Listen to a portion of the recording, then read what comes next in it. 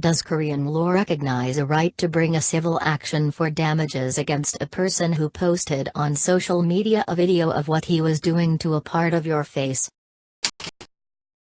The answer is yes. Here is a case of a Korean woman. In September 2015, a Korean woman had been filmed having plastic surgery at a clinic run by Dr. Kim to improve the appearance of her eyes. Kim posted on his YouTube channel the video of what he was doing to her eyes during the surgery the day after the surgery without her consent or permission. The video came to her attention by chance in February 2018. She was shocked at the video showing a part of her face. But, no matter how hurtful or damaging she may think his actions were, no one suggested that they would constitute any crime under South Korean law. So, she wanted to sue and hold him liable in a civil action. Korean law recognizes an action for invasion of privacy. The essential element of the tort is that your private life has to be intruded upon, and that intrusion has to be highly offensive to a reasonable person. She at first hesitated to take the matter to court. While the tort of invasion of privacy is actionable in South Korea, she fell thinking, an appearance of only a part of her face in a video? Is that highly offensive to a reasonable person when they are not getting your full face? Nonetheless, she decided to go through with legal action against him. In her case against him, a Korean court ruled that his actions caused mental distress to her and constituted the tort of invasion of privacy. According to the rulings, even though showing only a part of her face raises questions over the extent to which his actions breached the victim's privacy, the victim is still entitled to damages for the invasion of privacy, and 3 million South Korean won is reasonable. This example shows how easily your privacy can be invaded due to social media. The right to privacy is one of today's most discussed topics. Why don't we take a look at what history it has?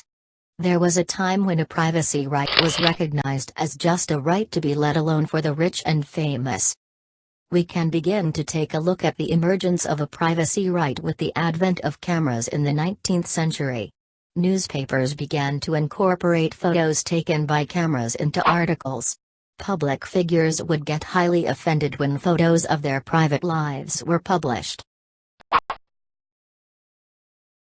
The concept of the right to be let alone was originated from the article, Right to Privacy, co-authored by Warren and Brandeis in 1890, complaining about the way modern enterprise and invention were being used by the press to satisfy a prurient taste for the details of sexual relations. The article paved the way for America's privacy laws. In California, the state constitution regards privacy as an inalienable right, and in Montana, personal privacy shall not be infringed without a showing of compelling state interest. It's not like it used to be. Traditional media, including newspapers, is no longer the only source of information about what's happening somewhere else to some other people. Social media allows non-media people to spread videos and pictures, some of which might include something personal about the person in the picture or video. In contrast to traditional media, it is not public figures but ordinary people whose picture is usually taken by non-media people. Which means ordinary people are also getting more involved in an invasion of privacy, as a victim. South Korea and America's privacy laws are still evolving, and we will see what that does to ordinary people's problems with public disclosure of private facts.